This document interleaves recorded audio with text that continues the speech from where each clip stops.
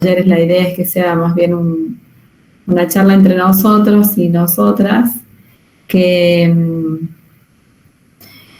compartamos más que nada las dudas también, y que bueno, que sea una charla un poco amena y distendida, a pesar de ser nefro, que yo entiendo que el tema, no me dejaron un tema divertido para hacerlo, pero bueno, vamos a tratar de hacerlo ameno. Yo había pensado en empezar por un caso clínico, pero la verdad es que se nos va a hacer muy extenso porque es bastante los temas que tenemos que tocar, así que directamente vamos a ir a los bifes, como quien se dice, y vamos a comenzar a desarrollar un poco el tema, obviamente sin dejar de hacer un paralelismo con lo práctico, ¿no? Con la parte práctica, porque la idea de todo este año de ustedes es que no dejemos de hacer un paralelismo con la parte práctica y de, por supuesto, amalgamar, como me gusta decir a mí, toda la parte teórica y la parte práctica, ¿no? Porque la teoría ya la tienen, por ahí se les complica al aplicarlo a la parte práctica, ¿no? Así que bueno, la idea de este taller es ver un poco eso, de todos los talleres en realidad. Nefro no vamos a ver medio interno porque se hace bastante extenso y la verdad no sería el objetivo de esta clase. No sé si tienen medio interno este año, la verdad es que no me fijé en el cronograma de clases, pero hubo años anteriores donde sí tenían una clase medio interna, la verdad que este año no sé si la tienen, no me fijé. Pero si tienen alguna duda se lo podrían plantear a la doctora Yab y tal vez poder sumar si es que ese taller no está. Acá lo importante es que no salgamos nefrólogos pediátricos porque no estamos estudiando para eso. Ustedes están haciendo una carrera de medicina y yo soy pediatra, no soy nefróloga. Así con lo cual la idea acá no es que, a mí no me interesa que me sepan diagnosticar una glomerulonefritis a cambios mínimos si no me saben diagnosticar previamente una infección urinaria, ¿sí? O si no saben tratar previamente una infección urinaria, ¿estamos? Entonces, tampoco vamos a ver, por ejemplo, el nefroblastoma y esas cosas porque ya son más del especialista. La idea acá es que ustedes sepan diagnosticar o darse cuenta cuando un paciente tiene lo básico, ¿sí? Javier dice que sale ácido base el 21 de junio. Bueno, ahí se van a entretener con ácido base. Así que bueno, está buena esa clase como para refrescar un poco todo lo que ya sabemos, ¿sí? Que es la idea de los talleres. Bueno, vamos. Vamos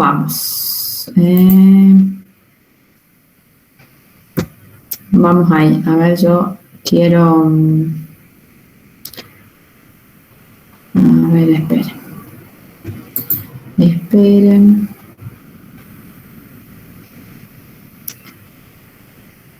Ahora sí.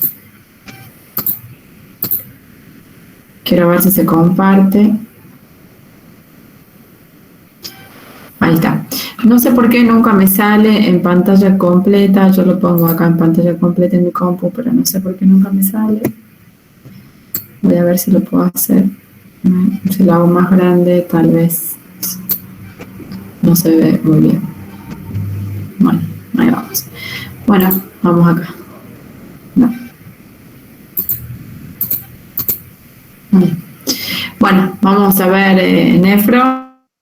Empezamos. No vamos a empezar por un caso clínico, como les dije, prefiero directamente ir a los bifes y vamos a comenzar a hablar de infección urinaria. Bueno, la infección urinaria es una de las patologías nefrológicas más comunes que van a ver en la pediatría, por lo tanto se las deben saber como el Padre Nuestro para los que son católicos, ¿sí?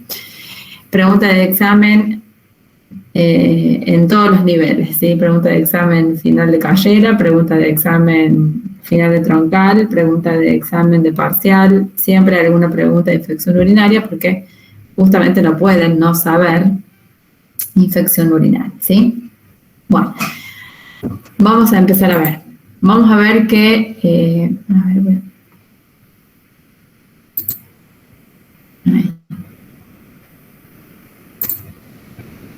justamente hoy con las chicas del práctico vimos una posible infección urinaria, ¿sí? Bueno, antes de ver el Power me gustaría que charlemos un poco. Las infecciones urinarias es súper recontra frecuente en pediatría, es más frecuente de lo que cada uno piensa. Entonces está bueno tener en claro cuáles son los síntomas y signos que va a presentar un paciente para yo pensar en infección urinaria, ¿sí? Y los signos y síntomas que presenta un paciente van a depender de acuerdo a la edad, ¿sí? No es lo mismo un paciente neonato que un lactante o que un adolescente, ¿sí? O que cualquier otro paciente, dependiendo de la edad, es la sintomatología en la cual se va a presentar. Y a veces se presenta con una sintomatología muy variada, con lo cual tengo que tener siempre en cuenta descartar infección urinaria. ¿Estamos? Tengo una prevalencia, generalmente en los más chiquititos, en los menores de 3 meses, es más frecuente que la encontremos en varones, y a partir de los 3 meses es más frecuente que la encontremos en mujeres, hasta la vida adulta. Incluso las mujeres tenemos más tendencia a tener infecciones urinarias que los varones, y es básicamente por una cuestión anatómica, ¿sí? La causa principal es por una cuestión anatómica, porque son gérmenes que van a venir de la zona perianal y van a ascender por la zona uretral, ¿sí? Entonces, generalmente el contagio de las infecciones urinarias es por vía ascendente. El tamaño o el recorrido de la uretra de la mujer anatómicamente es mucho más pequeña o mucho más corto el recorrido que tienen que hacer las bacterias, que en el caso de la uretra del varón, ¿sí? Del varón o de aquella persona que se considere masculina, ¿no? Hablando con perspectiva de género, o aquella persona que tiene pene, ¿sí? Entonces, por una cuestión anatómica, es más frecuente en los menores de 3 meses que sean varones, y después de ahí de esa edad es más frecuente que sean mujeres. Generalmente, entre el 80-90% son causadas por E. coli, ¿sí? La Escherichia coli es la bacteria más frecuente, aunque también podemos encontrar otras bacterias, por ejemplo, Klebsiella, por ejemplo, Proteus, por ejemplo, Pseudomonas. Pero ya cuando encontramos alguna otra bacteria que no sea la E. coli, tal vez eso nos está dando una pauta de que probablemente tengamos algún tipo de, no sé si malformación, pero deberíamos investigar un poquito más la vía urinaria, porque justamente no es tan frecuente encontrar Pseudomonas, por ejemplo, o Klebsiellas, ¿sí? Entonces, cuando las encontramos, tal vez nos debe llamar la atención y pensar, bueno, probablemente tengo algo que investigar, y no quedarme con que no, es re frecuente porque tiene 1 año y es mujer, ¿sí? Bueno, la vamos a clasificar en altas y bajas, básicamente, ¿sí? Ya saben esta clasificación ustedes, y acá lo que me interesa es que nos detengamos a ver en los signos y síntomas que va a presentar el paciente, ¿sí? Miren, va a presentar desde dolor abdominal hasta náuseas, vómitos, fiebre, o sea que tranquilamente la puedo confundir con una gastroenteritis, ¿sí? Porque si yo digo tiene 1 año y tiene dolor abdominal, fiebre, náusea y vómito, tal vez lo primero que sospechemos sea una gastroenteritis. Tal vez lo primero que le preguntemos es qué comió, ¿sí? Porque de esos síntomas no hay ninguna diferencia con los síntomas de la gastroenteritis, ¿sí? Entonces, siempre hay que hacer diagnóstico diferencial. ¿Estamos? Por eso les digo que las infecciones urinarias siempre hay que estar pensándolas, ¿sí? A veces siempre tiene que estar dentro de nuestros diagnósticos diferenciales. Ustedes saben que cuando viene un paciente con ciertos signos y síntomas, con algún síndrome, nosotros tenemos que tener en la cabeza por lo menos 2 o 3 diagnósticos diferenciales, y de ahí empezar a descartar este sí por esto, este no por esto, o este sí por esto, ¿sí? Entonces, hay que tener mucho cuidado porque son muchos síntomas parecidos a cualquier otra patología, como por ejemplo una gastroenteritis tranquilamente puede tener. En los recién nacidos podemos encontrar ictericia, ¿sí? Y capaz que nosotros pensemos que es una ictericia por hemólisis, por incompetencia ABO, por incompatibilidad, por incompatibilidad ABO, ¿sí?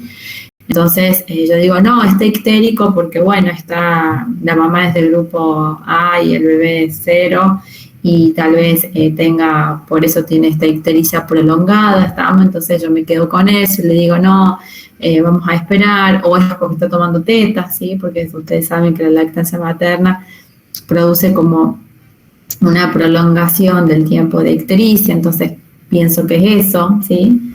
Pero ojo, porque puede tener una infección urinaria, rechazo al alimento, irritabilidad, ¿sí? También se pueden presentar los lactantes de esta manera, y tal vez yo ahí me puedo confundir tranquilamente con una meningitis, ¿sí? Si yo tengo un paciente que tiene un rechazo al alimento y tiene irritabilidad, tranquilamente puede tener una meningitis. Entonces, no está de más descartar una infección urinaria, porque tal vez yo me voy con que tengo una meningitis y nada que ver. Pérdida de peso, ¿sí? Entonces, también en un neonato, en un recién nacido, puedo encontrar pérdida de peso, ¿sí? Y ser una infección urinaria. Imagínense, ustedes ya se tienen que ir imaginando todas las patologías que producen pérdida de peso.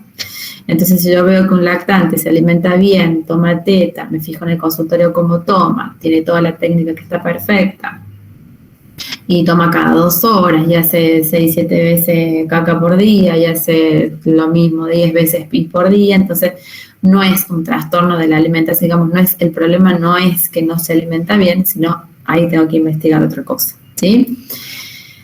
Y bueno, y las pielonefritis, que son las infecciones altas, de tipo altas que se las considera, por supuesto ustedes ya saben que el peligro o la consecuencia de esto, que si la dejamos avanzar más allá de la sepsis, es que produzcan cicatrices renales, ¿sí? Entonces tenemos que tener en cuenta, porque de acuerdo a la edad van a ser los signos y síntomas que va a presentar un paciente, y como ustedes están viendo pueden ser diversos, y me pueden llegar a confundir el cuadro con cualquier otra cosa, desde una gastroenteritis aguda hasta una meningitis, hasta una encefalitis, hasta algún trastorno de la absorción, hasta un déficit de absorción, hasta una ictericia por incompatibilidad, o tal vez que yo cree que la tiene. O sea, imagínense que tengo que estar muy atento o muy atenta para poder detectar realmente qué es lo que tiene, ¿sí? Si es una infección urinaria o tal vez otra cosa. Eso en cuanto a las altas, ¿sí? Generalmente los lactantes, los recién nacidos, tienen itus altas, ¿sí? Porque se van a presentar con todos estos síntomas. La cistitis, que son las infecciones urinarias un poco más bajas, tal vez lo vamos a encontrar en pacientes más grandes, que sí nos van a saber mencionar, nos van a saber decir, no, mira, tengo disuria, tengo urgencia miccional, tengo poliaquiuria, tengo incontinencia, tengo dolor suprapúbico, ¿sí? Que ya es más puntual de infección urinaria, tal vez ya me deja un cuadro un poco más claro de infección urinaria, ¿sí? Otro cuadro que nos podemos encontrar es con una bacteriuria asintomática, ¿sí? Que esto es importante diferenciarlo con obstetricia, que ustedes ya han pasado por obstetricia muchos, y ven que en obstetricia, en mujeres embarazadas, hay bacteriurias asintomáticas, y en ese caso sí se los trata, ¿sí? La bacteriuria asintomática en obstetricia sí se trata, a diferencia de en pediatría que no se trata, solamente se va a tratar si tiene síntomas. Si es sin síntomas, no. Bueno, ¿qué es lo que se ve? Pues se ve en pantalla completa. ¿Cuáles son? Ya sabemos que la etopatogenia de la infección urinaria es por vía ascendente, generalmente muy pocas veces es por vía hemática, ¿sí? Pero generalmente es por la flora fecal, perianal o a nivel de perineo, que asciende por la vía uretral hacia la vejiga, de ahí asciende hacia uréteres o a nivel renal, ¿no? ¿Cuáles son los factores de riesgo? O sea, ¿cuáles son aquellos factores que a mí me van a predisponer a tener más infección urinaria que otros que no los tengan? Por ejemplo, sexo femenino. Ustedes saben que las mujeres, ya estuvimos hablando por la cuestión anatómica, aquel paciente que tenga un reflujo vesicoureteral va a tener más chances de tener infección urinaria, aquellos pacientes que estén con el control de esfínteres, ¿sí? Ahí dice aprendizaje, pero ustedes saben que el control de esfínteres no se aprende, sino el control de esfínteres es un proceso. El pañal no se quita, sino que el pañal se deja, ¿sí? aquellos pacientes que tengan disfunción miccional o algún tipo de uropatía obstructiva o estreñimiento, que es lo más común, o parásitos, también se vio que están asociados a tener riesgo de infección urinaria, ¿sí? Así que, bueno. ¿Qué más? ¿Qué más les quería contar de infección urinaria? Bueno, vamos a lo que es importante, como es cómo hago el diagnóstico, ¿sí? ¿Cómo diagnostico una infección urinaria? A partir de todos estos síntomas que ya estuvimos hablando, tengo un paciente que yo sospecho firmemente, o al menos quiero descartar, de que no tengo una infección urinaria. ¿Por dónde empiezo? ¿Sí? Y acá van a abrir de las orejas y del cerebro, porque esto les tiene que entrar como sea, porque es pregunta de examen, ¿estamos? Cuando yo sospecho que un paciente tiene o que estoy enfrente de un paciente con infección urinaria, lo primero que voy a solicitar es una orina completa o un sedimento urinario, ¿sí? Este sedimento urinario, ¿qué información me da? A ver, ¿quién se anima a hablar? Pero vamos a ir hablando entre todos. Puede informar la cantidad de leucocitos por campo. ¿Qué información me da el sedimento urinario? O la orina completa. O sea, el pH, la densidad de la orina. ¿Alguien está hablando que yo no lo escucho? ¿No me escucha, Doc? ¿Me pueden escribir por el chat? Sí, sí, están Yo no los escucho. A ver, esperen.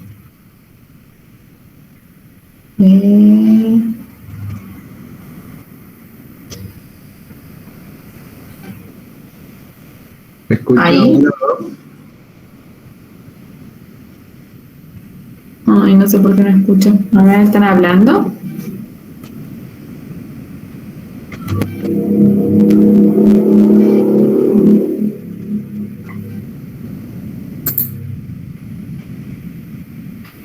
A ver, espera.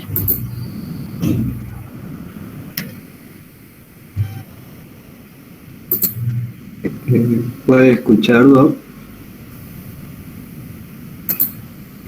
Esperen, que no sé por qué no los escucho. Se venía todo bien, ¿no? Hola. A ver, ahí hable. ¿Puede escuchar ahora, Doc? Ah, sí, ahora sí.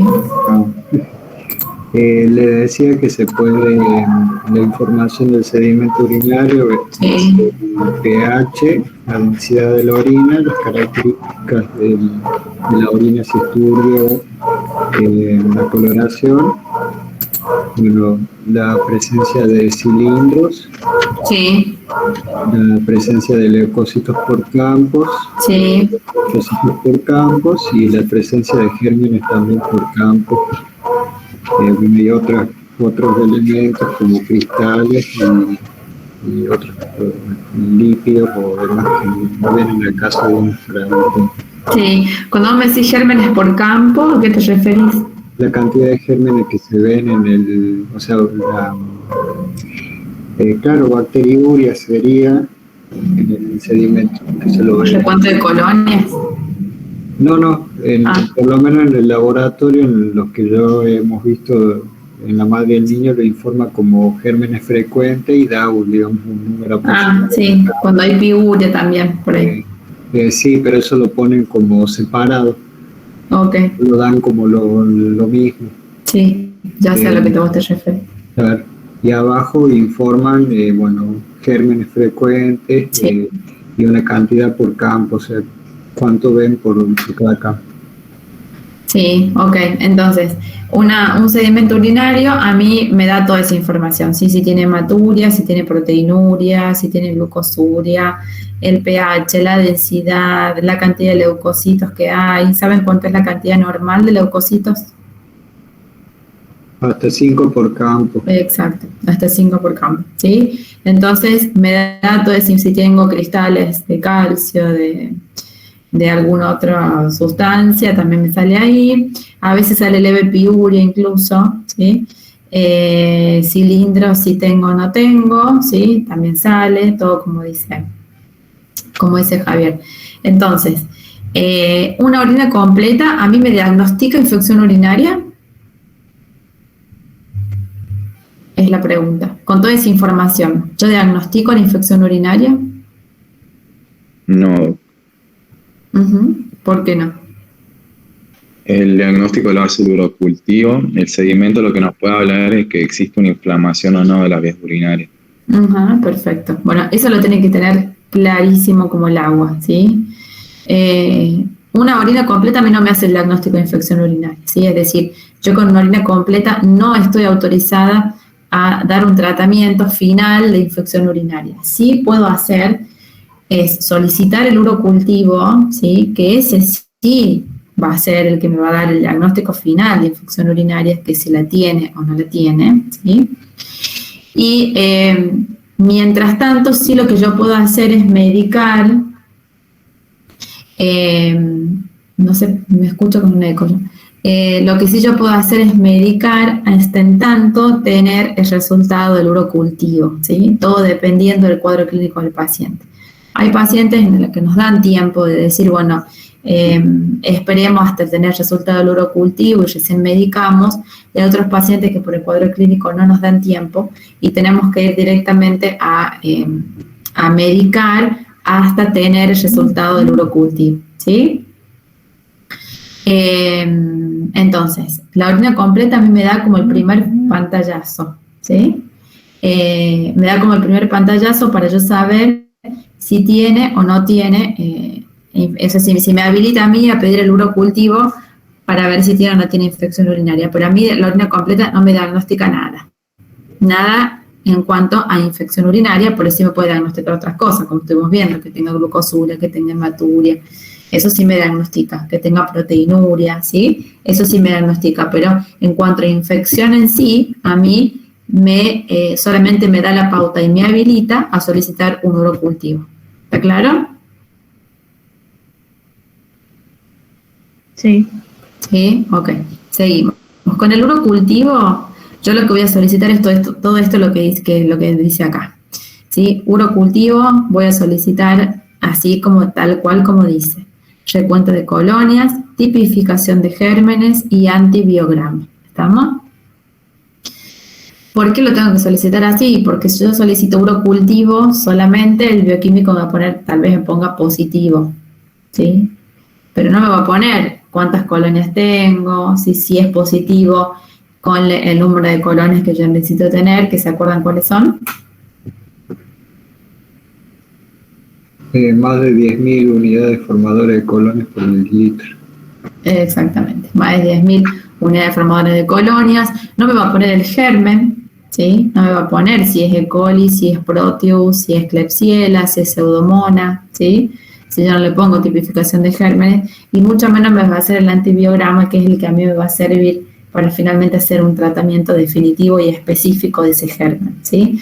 Entonces, sí o sí, cuando yo le pido al bioquímico o a la bioquímica, urocultivo tiene que ir de esta manera. Urocultivo, recuento de colonias, tipificación de gérmenes y antibiograma, ¿sí? ¿Cómo hago para recolectar la orina? ¿Sí? Lo más común es que se le solicitemos al acecho, ¿estamos? Es complicado en pacientes que no controlan esfínteres, ¿sí? Es más fácil una orina al acecho en pacientes que sí controlan esfínteres, ¿sí? Es decir, en pacientes que usan pañal, tal vez es más complicado que aquellos pacientes que no lo usan. Pero sí o sí tiene que ser al acecho, ¿sí? Tengo que advertir que tienen que higienizar toda la zona genital, toda la zona perineal, perianal, y ahí recién tomar la muestra. No sirven las bolsitas, ¿estamos? Las bolsitas, ya lo sabrán, no sirven para absolutamente nada más que para contaminar la muestra y no saber si tiene o no tiene infección urinaria finalmente. ¿Cuáles son los métodos complementarios? Ahora vamos a ver el tratamiento, ¿sí? Porque obviamente tenemos que ver cómo trato a este paciente, ¿sí? Si lo voy a tratar por vía oral, si lo voy a tratar por vía endovenosa, cómo voy a tratar a este paciente, pero vamos a ir a hablar ahora sobre los métodos complementarios porque van a escuchar como varias versiones, si pido ecografía, no pido ecografía, cuándo la pido, cómo la pido, en qué paciente la pido. Bueno, la idea es que nos saquemos las dudas acá. Todo paciente menor de 1 año que presente infección urinaria tiene que tener una ecografía renal, ¿sí? Así sea el primer episodio, no importa. Primer episodio, segundo, quinto, lo que sea, imagínense si lo pedimos en el primero, imagínense en el quinto. Pero primer episodio que presente infección urinaria, sea el germen que sea, y que tenga menos de 1 año o 1 año, tiene que tener una ecografía renal sí o sí. ¿Estamos? Y la ecografía renal generalmente se lo solicitamos cuando concluye con el tratamiento, ¿sí? Después van a ver que hay varios otros estudios complementarios, como es la citoretrografía miccional, ¿sí? O el de MCA, con captación para ver el tejido funcionante a nivel renal. La ecografía renal es esta, ¿sí? Básicamente van a ver estas imágenes donde se ve el riñón, ¿sí? No me pidan que les explique demasiado porque entiendo medio poco de esto. Ahí logran ver el riñón, ¿sí? La pelvis renal, esto es una ecografía normal. Riñón, pelvis renal, estamos donde esta ecografía, por ejemplo, si yo le pido una ecografía a un paciente que ya está culminado el tratamiento de infección urinaria, ¿cuál es la información que me va a dar la ecografía? ¿Para qué la pido?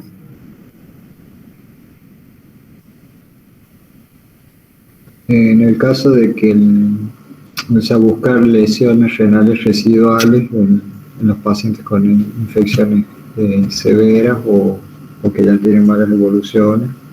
Ver si tiene malformaciones, profe, también. Malformaciones o lesiones cicatrizales, como dice Javier, lesiones residuales, ¿qué más? Primero se está presente los riñones. La anatomía renal y Después dilatación calicialis también. Y si hay tumor o quiste también, hacemos la diferencia ahí con la ecografía. Perfecto, o sea que la ecografía es un método inocuo, que al paciente no le duele, no le genera ningún tipo de dolencia, que es muy importante, y que nos da muchísima información. ¿Sí? Primero que los riñones estén en el lugar en donde tienen que estar y que sean dos. ¿Sí? Claro, tal vez porque puede ser un hallazgo. Exacto, tal vez estamos con un mono lleno y no lo sabemos. ¿Sí? A ver, esperen un segundito que me están llamando por teléfono. A ver.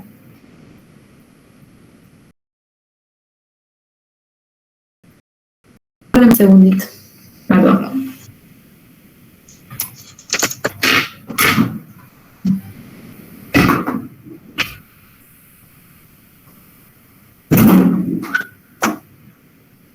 Ahí estamos.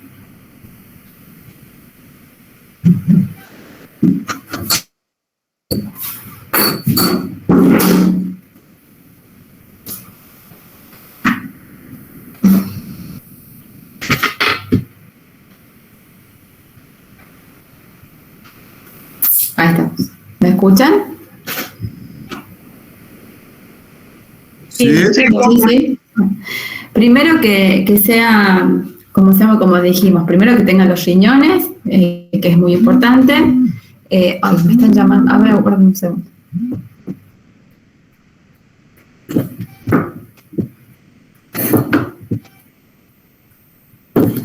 Hola, André. Sí, decime. Ah, se fue Mariano a buscarlo. ¿Y a dónde estás vos? Para allá lo llamo Mariano y le digo, porque estoy dando clase justo yo. Dale, dale, dale, un beso.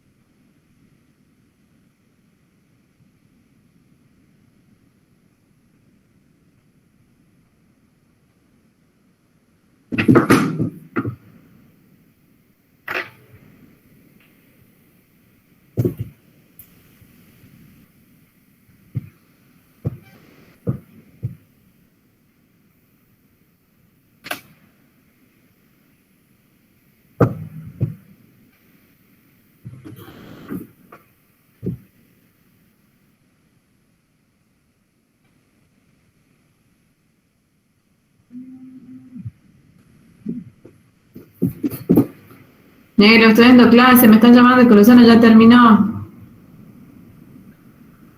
Habla con la mamá de Milo. Está en el auto de la mamá de Milo. Ay, Dios, estoy dando clase. Bueno, ahí te paso, chao.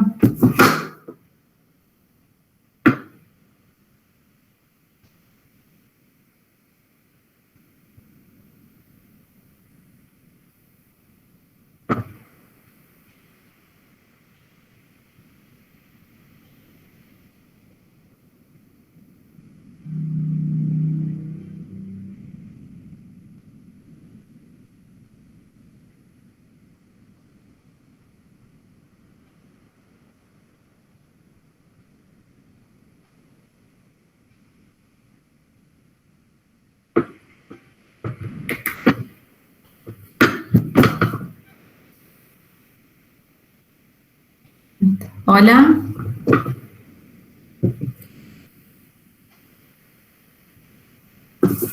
Hola, Doc. ¿Me escuchan, chicos? Sí. Bueno, esto de tener hijos, así que y dejar a los maridos que los busquen es como complicado. A ver, no sé por qué me escucho. Me vuelvo a escuchar con eco. Ahí. No, se escucha con eco, ¿no?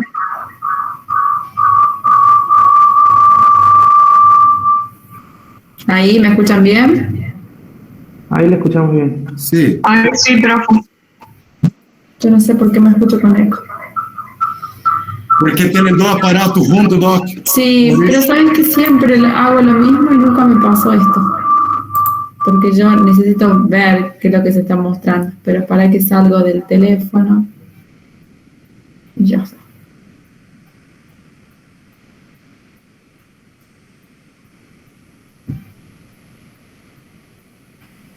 Ahí está. ¿Ahí me escuchan? Sí, ahí perfecto. Perfecto.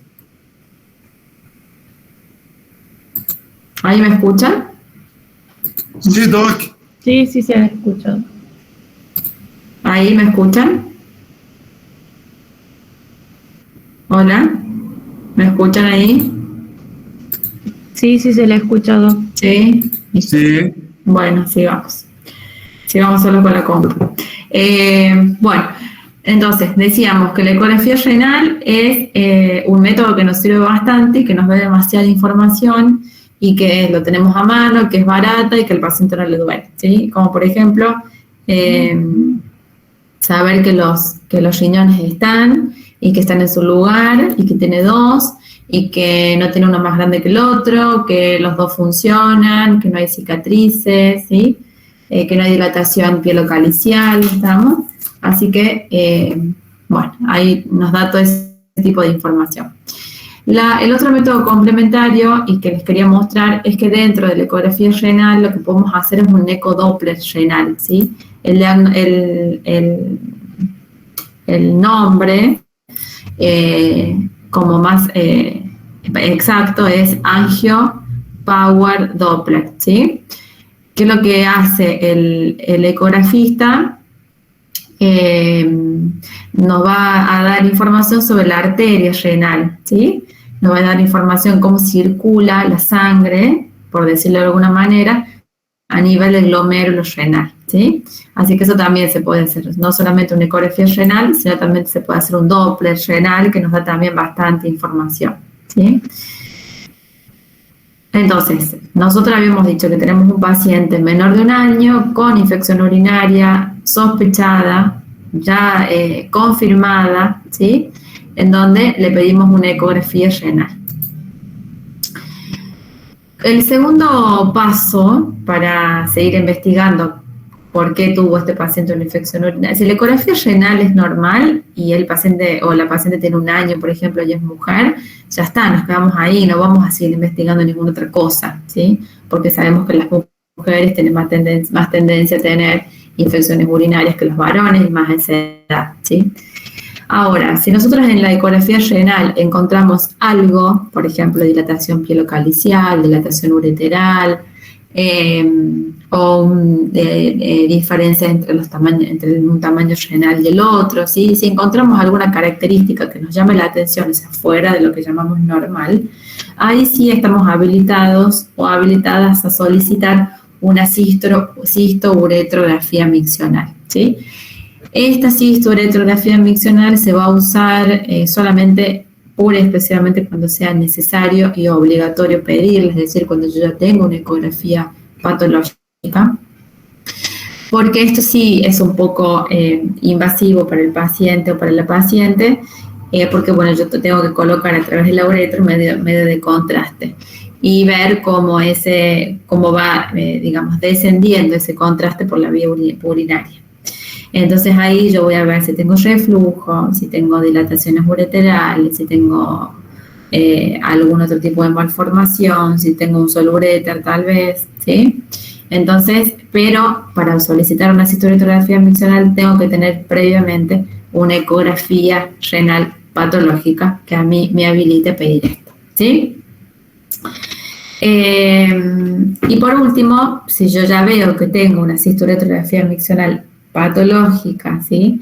Con un reflujo vesicoureteral grado 3, por ejemplo, 4, con una dilatación a nivel de los uréteres, como se ve acá, el uréter dilatado, ¿sí? Con la dilatación de la pelvis, estoy autorizada a solicitar un centellograma renal, ¿sí? Acá voy a ver a través de la radiación, digamos, cuánto es lo que capta o cuánto es si capta mucho, si capta poco, si no capta este medio de contraste, el riñón, ¿sí? Que es el DMCA. Que es Tecnesio 99, ¿estamos?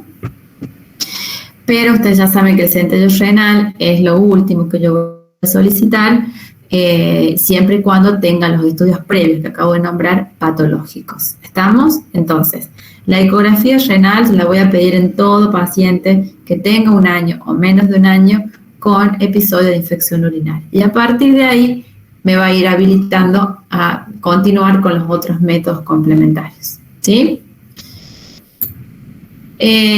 ¿Cómo es el tratamiento, ¿sí? De las infecciones urinarias? El tratamiento va a depender, por supuesto, de que si es una infección urinaria alta, o sea, si es una pielonefritis, va a depender si es una cistitis o una infección urinaria baja, y por supuesto también va a depender, y eso va de la mano de la edad del paciente, ¿sí? No es lo mismo un paciente neonato, que un paciente lactante, que un paciente deambulante o que un paciente adolescente, ¿no? Porque el tratamiento va a ser distinto. Ustedes ya saben que hay ciertas pautas o ciertos factores que yo tengo que tener en cuenta para internar o no un paciente. Ustedes saben que los pacientes menores de 3 meses se internan todos, así chocho y campante lo voy a internar igual porque tiene riesgo de sepsis, ¿sí? Y aquellos pacientes que tienen alguna otra patología, por ejemplo, que tengan rechazo al alimento, ¿sí? Por ejemplo, que tengan vómitos incoercibles, ¿sí? Que yo sepa, que yo vea que el tratamiento por vía oral no va a poder ser posible, ¿estamos? De acuerdo al paciente, lo voy a internar o no lo voy a internar, pero esta pauta de que tenga menor de 3 meses, lo tengo que internar, esté en las condiciones en las que esté, ¿sí? El tratamiento va a ser, como yo les digo, vía oral o vía endovenosa, de acuerdo a lo que estuvimos hablando recién, de acuerdo a las características que tenga el paciente. Y los antibióticos que puedo llegar a usar son un montón, son varios, son todos estos, ¿sí? Pero lo más frecuente que se utiliza tal vez es, dependiendo por supuesto del antibiograma, pero lo que más se van a utilizar son cefalosporinas, ya sean de primera o de tercera generación. Sí puedo utilizar Genta, sí puedo utilizar Amica, sí puedo utilizar los otros tipos de antibióticos, y por eso ya me lo va a determinar el antibiograma, ¿sí? A lo cual es sensible. Tratamiento ambulatorio, ustedes saben que si empezamos a hacer un tratamiento empírico inicial, ¿sí? Sospechando que tiene una infección urinaria por Escherichia coli, generalmente empezamos con la cefalexina, que es la cefalexina de primera generación más frecuente, hasta tener resultado del urocultivo. Si el urocultivo me viene que es resistente a cefalexina, y lo voy a tener que cambiar, ¿sí? Y puedo usar toda esa gama de antibióticos, dependiendo, por supuesto, de lo que venga el antibiograma. Los tratamientos de las infecciones urinarias varían bastante, ¿sí? Entre 7 a 14 días, nunca damos menos de 7 días, y a veces lo ideal es dar 10 días para una infección urinaria baja y 14 días para una infección urinaria alta, ¿sí? No se aconsejan únicas dosis. Acá se hicieron estudios donde algunas cistitis aguda, o sea que es baja la infección urinaria, cursos cortos, 2 a 4 días de antibióticos, se ha visto que han sido tan efectivos como dar 7 a 10 días de antibióticos, pero la verdad es que en pediatría nadie se anima a dar menos de 7 días. Pero bueno, hay estudios donde se dice que con 2 a 4 días de antibiótico es lo mismo que dar 7 a 10 en el caso de la cistitis, ¿no? En las infecciones urinarias bajas. En el caso de las infecciones urinarias hablamos de profilaxis, ¿sí? Acuérdense que la diferencia entre empírico y profilaxis, un tratamiento empírico es aquel tratamiento en el cual yo voy a medicar ya suponiendo el germen que tiene hasta tanto tener en mis manos el resultado del antibiograma, ¿sí? Ese es un tratamiento empírico. Yo voy a ir dando, por ejemplo, cefalexina, sospechando que tiene un E. coli y suponiendo que el E. coli es sensible. Ahora, una vez que yo tenga en mis manos el antibiograma, tal vez deba cambiar o rotar ese antibiótico o no, tal vez le pegue justo y es lo que necesita. Pero un tratamiento profiláctico es un tratamiento un poco más largo que se da en ciertos y determinados pacientes. Antes, en pediatría, cualquier paciente que tenía infección urinaria entraba en profilaxis, ¿sí? Cualquier paciente. Ahora no, ahora se ha determinado que tiene que tener ciertas características para iniciar un tratamiento profiláctico. ¿Qué es un tratamiento profiláctico? Es dar antibiótico a ese paciente que ya sabemos que es sensible a ese germen que tiene durante una determinada cantidad de tiempo, a veces es 1, 2 o 3 meses, a la noche a la mitad de dosis, ¿sí? Y eso se dice que previene nuevos episodios de infección urinaria cuando yo tengo una ecografía normal, una cistoretrografía normal, ¿sí? Es decir, hay pacientes, van a ver en la práctica diaria, es más, yo ahora tengo una paciente, Kiana, que tiene 1 año y 3 meses, me parece, y es de tener infecciones urinarias recurrentes. Y no es una paciente constipada, no es una paciente que tenga parásitos, ¿sí? Y tiene una ecografía que es normal, por lo tanto no tiene un cisturetro, porque si la ecografía es normal, no estoy habilitada a hacer una cisturetro, pero es una paciente que viene ya con infecciones urinarias recurrentes, entonces hemos decidido, junto con la nefróloga, empezar un tratamiento profiláctico, por lo menos entre 1 a 3 meses, y ver qué es lo que sucede ahí, ¿sí? Si lo vuelve a tener o no a las infecciones urinarias. Entonces, en los pacientes menores de 1 año se da profilaxis hasta tanto tener el resultado de las imágenes. Por ejemplo, tengo un paciente que tiene menos de 1 año y me dice la mamá, no le voy a poder hacer la ecografía ahora cuando termine el tratamiento porque soy del interior y no hay ecografista y le voy a poder hacer la ecografía de acá a 20 días. Ok, entonces termino el tratamiento de la infección urinaria y hasta que le haga la ecografía le voy a dar profilaxis antibiótica, ¿sí? Por eso solamente hasta que le haga, hasta tener resultados, nada más. En los menores de 1 año. En los mayores de 1 año tiene que tener estas características, ¿sí? Tiene que tener reflujo vesiculoreteral mayor o igual a grado 3, en donde ustedes ya saben que comienza a dilatarse los uréteres, tiene que presentar caras a nivel renal, tiene que tener disfunciones vesicales, ¿sí? O aquellos pacientes que tienen algún trastorno o alguna patología a nivel de la vía urinaria de tipo neurogénico, por ejemplo, ¿sí? A esos pacientes sí van a ir con profilaxis. Y el nefrólogo es el que va a decir si es profilaxis antibiótica por 1 mes, 2 meses, 3, o tal vez si son pacientes que ya anatómicamente tienen alguna malformación, tal vez sea de por vida, ¿sí? Y vamos a utilizar para esa profilaxis la cefalexina hasta que los pacientes tengan 2 o 3 meses de vida, y luego, en el caso de que tenga más de 2 o 3 meses de vida, voy a utilizar la nitrofurantoína o la trimetroprima, ¿sí? En dosis únicas, nocturnas, según la edad. En el caso de la nitrofurantoína, a 1 a 2 miligramos kilo día. En caso de que use la trimetroprima, 1 a 2 miligramos kilo día. En el caso de que use la cefalexina, a 20 miligramos kilo día, pero recuerden que la cefalexina es solamente para menores de 3 meses. Mayores de 3 meses no me sirve. ¿Dudas con infección urinaria?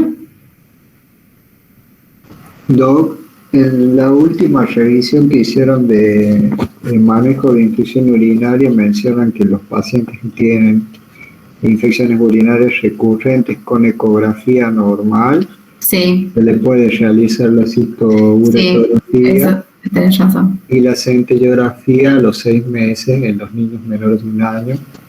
En los mayores de 1 año, con las mismas características, la centellografía. Sí, eso sí. En esta paciente, por ejemplo, que yo les cuento, que tiene infección urinaria recurrente, tiene una ecografía que es normal. La idea de esta paciente, por ejemplo, es pedirle otra ecografía. Recuerden que las ecografías son operadores dependientes, ¿sí? Tal vez el ecografista que la vio no le vio nada, pero no significa que no lo tenga, ¿sí? Entonces la idea con esta paciente es repetirle la ecografía, y en el caso de que vuelva a tener infecciones urinarias, sí hacer una cisturetro, por más que esas 2 ecografías hayan sido normales, ¿sí? Pero esos son casos puntuales de pacientes particulares que ya lo manejan generalmente en nefrología, ¿sí? Ustedes tienen que tener en claro estos temas como más generales que acabamos de ver. Pero sí, es verdad lo que vos decís, Jara. Gracias por el aporte. ¿Alguien más? ¿Alguien tiene una duda? El doc, tratamento empírico para uma pielonefritis, donde yo necesito internar ese paciente. Sí. ¿Qué protocolo utiliza Madre Niño o no sé, usted, no sé? En una paciente que yo pienso que tiene infección urinaria y la voy a internar, lo primero que tal vez el primer antibiótico que yo debería usar sea la cefalotina, ¿sí? Que es la cefalexina, es lo mismo que la cefalexina, una cefalosporina de primera generación por vía endovenosa, ¿sí? Van a ver que en el Hospital de la Madre del Niño se usa mucho la ceftriaxona cuando el paciente con infección urinaria se interna.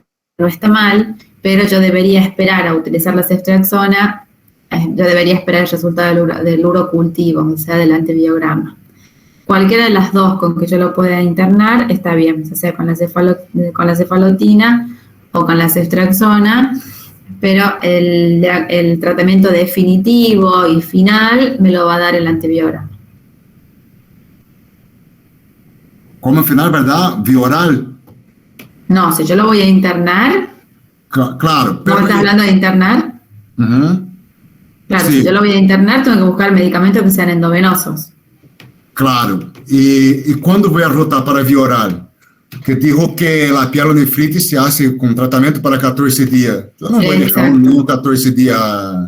No lo vamos a dejar 14 días internados con endovenosa. Eso sí, es verdad, no lo vamos a dejar. Lo que se hace es, si yo necesité internar a un paciente con infección urinaria y le voy a colocar el medicamento endovenoso, o sea, antibiótico endovenoso, yo previo a colocarle el antibiótico endovenoso tengo que pedirle no solamente el urocultivo, sino también hemocultivo, ¿sí? Entonces se hace la lectura de esos hemocultivos durante 48, 72 horas, y si esos hemocultivos en 48, 72 horas siguen siendo negativos, ahí estoy habilitada a pasar a vía oral. Excelente, esa es mi duda. Sí, eso. Sí. ¿Alguien más tiene otra duda? ¿No? Seguimos. Miren que nos falta todavía. Bueno, vamos a reflujo vesicoureteral, ¿sí? El reflujo vesicoureteral es re fácil, no es nada que yo les pueda enseñar de nuevo. Lo que sí tienen que tener en claro es, por supuesto, cuando lo sospecho y más o menos los grados, ¿sí? de reflujo. No que se lo sepan así cual cirujano, pero sí más o menos tienen que tener alguna idea. El reflujo vesicoureteral, ustedes saben que es la orina, lo más común es que descienda, y en este caso la orina asciende, ¿sí? Que puede ser por diferentes patologías. Generalmente me tengo que ver si es unilateral, si es bilateral, ¿sí? Porque de acuerdo a eso va a ser la patología. Si es bilateral, yo puedo estar asumiendo de que algo en la vejiga sucede, porque es el lugar donde confluyen los dos uréteres. Si es unilateral, tal vez suceda solamente algo en ese uréter y no necesariamente en la vejiga, ¿sí? O sea que de acuerdo a que si es uni o bilateral y el grado que tenga, voy a suponer la patología que me va a llevar más o menos a orientarme sobre la patología que tiene. Generalmente suele ser congénito. Cuando aparece algún hermanito con reflujo vesicoureteral, tengo que evaluar sí o sí al otro, porque muchas veces se da en los hermanitos, ¿sí? Puede ser primario o puede ser secundario este reflujo, ¿sí? El primario, que se relaciona a ¿cómo se llama?, a alteraciones en cuanto a la unión vesicoureteral, ¿sí? Y secundarios, que se refiere a algún problema o algún trastorno que encontremos a nivel de la vejiga, ¿sí? O a procedimientos quirúrgicos, no sé, fue operado de tal cosa y como secuela le quedó el reflujo vesicoureteral, ¿estamos? Hay distintos grados que ustedes seguramente lo saben mejor que yo, pero acá lo más importante es que sepan, a ver si de acá lo más importante es que vean que a partir del grado 3, ¿sí?, es donde se comienza a dilatar el uréter, ¿sí? Entonces, lo vamos a dividir como del grado 3 para abajo y del grado 3 para arriba, ¿estamos? El grado 3 para abajo no hay dilatación ureteral, si bien ustedes ven que es reflujo, pero no hay dilatación ureteral. En el grado 3 comienza la dilatación y por supuesto el grado 4, el grado 5, la dilatación es mucho más grande. Hay una gran dilatación ya acá es pielocalicial, vesicoureteral, ¿sí? Acá hay pérdida ya de las impresiones papilares en la médula. Ya vemos que es un desastre. Pero acuérdense siempre que el grado 3 es como la bisagra, porque ahí comienza a dilatarse en los uréteres. ¿Cómo voy a diagnosticar un reflujo vesicoureteral? Generalmente se van a manifestar, como estuvimos hablando, generalmente se va a manifestar tal vez por una infección urinaria y tal vez hacer la ecografía, tal vez hacer la cisturetro, ahí ya diagnostico el reflujo vesicoureteral, ¿sí? O son pacientes que tienen infecciones urinarias a repetición, ¿sí? O son pacientes que tienen alteraciones de la talla, ¿sí? Alteraciones del peso, ¿estamos? Entonces todo eso me va a ir llevando tal vez a que yo sospeche que tengo este cuadro. El método más eficaz para diagnosticar el reflujo vesicoureteral, ya sabemos que es la cisturetro, ¿sí? Y antes los grados 4 y grado 5 siempre eran quirúrgicos, siempre se operaban, pero ahora se los va evaluando con ecografías cada 6 meses, cada 1 año, y se va viendo si es que hace falta operar. Hay niños con reflujo vesicoureteral grado 4 o 5 que no tienen infecciones urinarias o que han tenido 1 o 2 veces y después nunca más. Entonces esos pacientes que tienen buena evolución, porque así se los denomina, tal vez no hace falta la cirugía. Pero de aquellos pacientes los que tienen grado 4 y 5, que viven con infecciones urinarias, que viven internados, que ya les afecta el crecimiento, el desarrollo, bueno, son pacientes que por supuesto sí van a necesitar cirugía, ¿sí?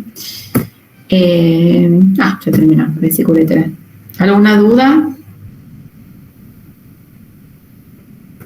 ¿No? ¿Sigo? Bueno. Hematuria, ¿sí? Más que nada, acá en hematuria no nos vamos a mastillar nefrótico, eso quería ver. Acá en hematuria no nos vamos a escapar de las pielonefritis, ¿sí? Pero como les dije, no me voy a detener para hablar detalladamente de las pielonefritis porque vamos a estar acá hasta las 12 de la noche. La idea es que ustedes, si tienen alguna duda puntual, vuelvan al libro, ¿sí? De nefrología, repasen tal vez un poco más detalladamente pielonefritis. Si tienen alguna duda, nos la consultan en los prácticos. Pero a mí lo que me gusta que quede bien claro con el tema de la hematuria es cuando yo sospecho que este paciente tiene, o que la hematuria de este paciente es por una pielonefritis. Y es recontra fácil. y es teniendo en cuenta esta diapo, ¿sí?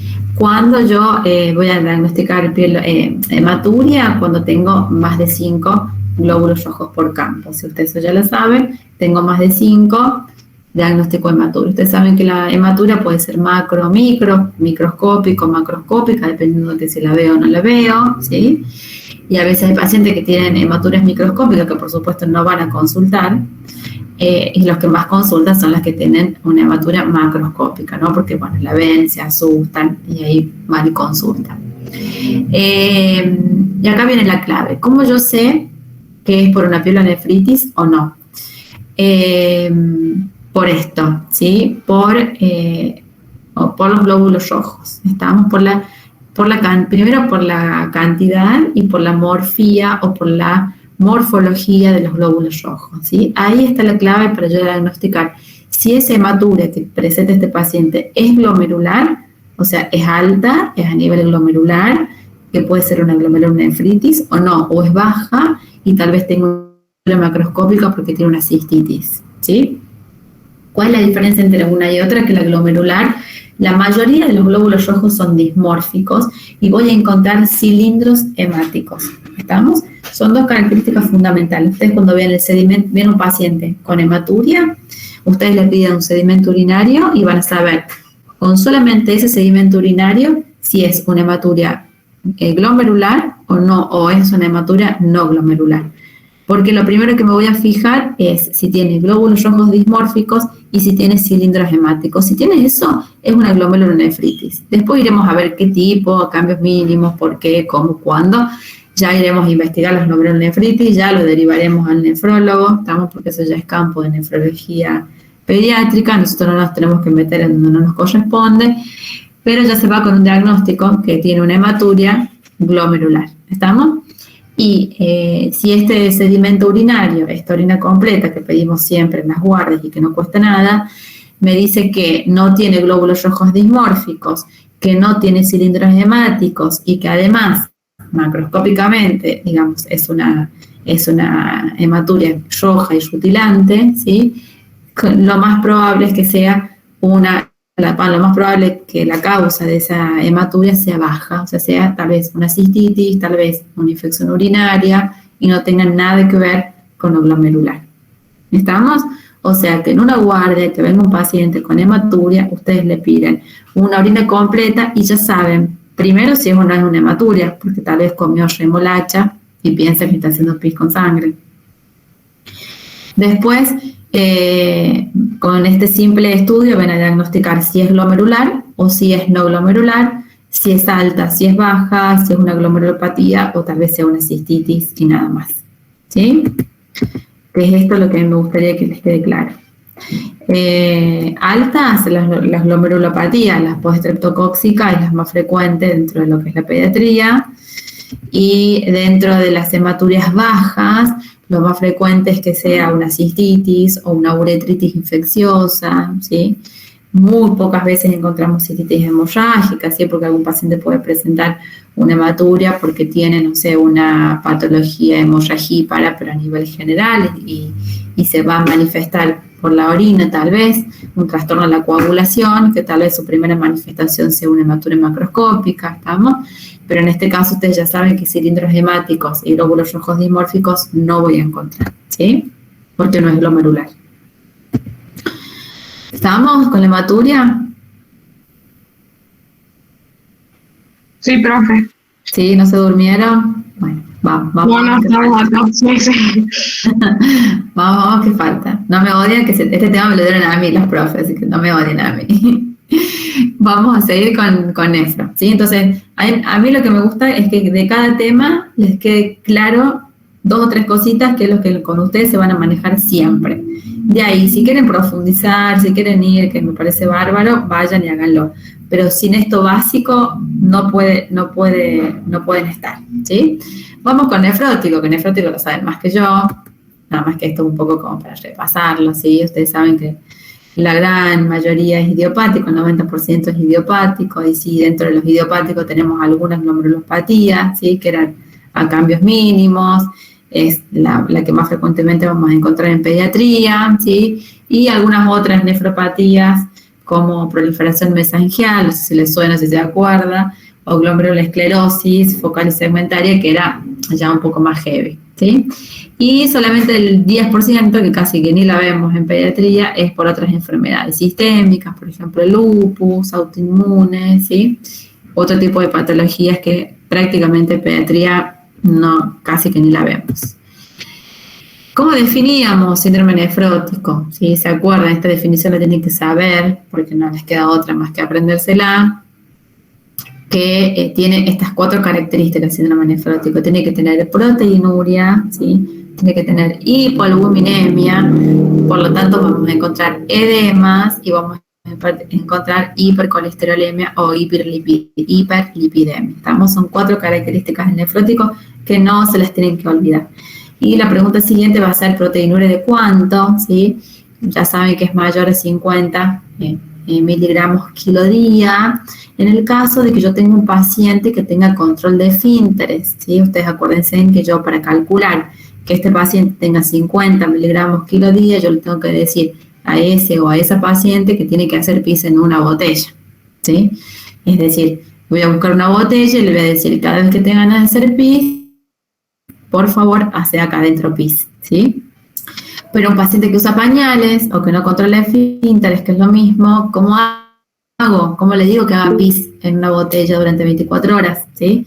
Es imposible, porque no lo puedo sondar tampoco 24 horas para que yo juntar la orina. Entonces, en ese tipo de paciente que no controla esfínteres, que usa el pañal, voy a utilizar este índice, ¿sí? Proteinuria, creatininuria. ¿Estamos? Es decir, en un pedido de laboratorio voy a poner Dieguito Pérez, DNI tanto, edad tanto, solicito índice, proteinuria, creatininuria. Diagnóstico, sospecha de síndrome nefrótico. Firma y sello. ¿Estamos? Y ahí el bioquímico me va a dar el índice. Y si no, a veces nos dan el dosaje de proteinuria y el dosaje de creatininuria. Entonces nosotros tenemos que dividir el numerito que nos sale de la proteinuria dividido en el numerito que nos sale de la creatininuria, ¿sí? Si ese resultado me da mayor a 2, es porque es nefrótico, ¿sí? ¿Estamos? Y si me sale menor a 2, es porque es una proteinuria sin índice nefrótico. ¿Estamos? Sí, profe. Ok. Sigo entonces. Yo les pregunto para que no se me duerma. Porque de nefróticos saben más que yo.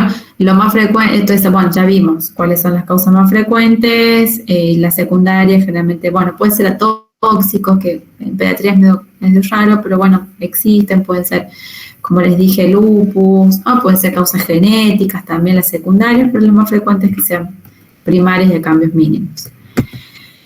La histopatogenia del nefrótico, ustedes ya la conocen, saben que empezamos con una proteinuria masiva, ¿sí? A nivel renal, que ya la estuvimos viendo, que era mayor a 50 miligramos kilo día o más de 2 en el índice proteinuria creatininuria. Esto me lleva a una hipoalbuminemia secundaria, es decir, como estoy orinando las proteínas, me quedan pocas proteínas adentro.